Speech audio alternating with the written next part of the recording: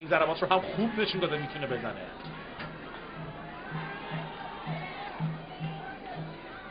آقای مرزوق دیواره دفاعی آبی پوش ازبکستان رو کنترل میکنه. خود حسینی از راه دور زمینی و خطرناک توی دروازه گل برای ایران. کمتری کار دنبال بشه صحنه رو با هم مرور میکنیم. تو دفاع مدافعان ازبکستان هم خورد، تغییر مسیر داد، دروازه‌بان کریموف جا موند و دروازه باز شد. حالا یک وقت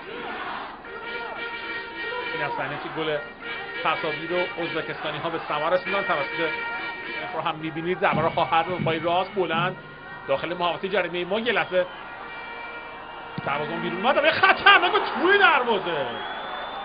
دروازه چه گلی زد. بلافاصله بچه‌ها می‌خواستن کارو دنبال کنن که نشد. داور می‌خواد که دوران میونه میدان کار دنبال بشه. چه شوتی زد عبداللهف. بازم ریگی زمین میدان بازم بازیکن‌های ما توپ رو از دست میدن و به حمله ازبکستانی‌ها واسه دروازه ما حرکتی رو انجام میدن. یه بغل خطرناک توی دروازه سه. کمی بعد از صعود جام جهانی ما انگیزه بازیکنمون پایین‌تر اومده.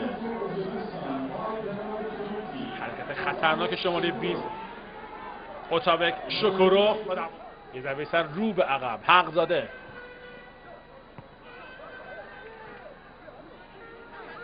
علی حزامی، حسینی تک ضرب، مظلوم یه دیگه زیبای بازیکن رو جا میذاره. مظلوم مانور میده زمین پیچ داره و توی دروازه جوون آینده داره فوتبال ایران. ضربه‌اش رو زیبا زد، خاطدارم زد.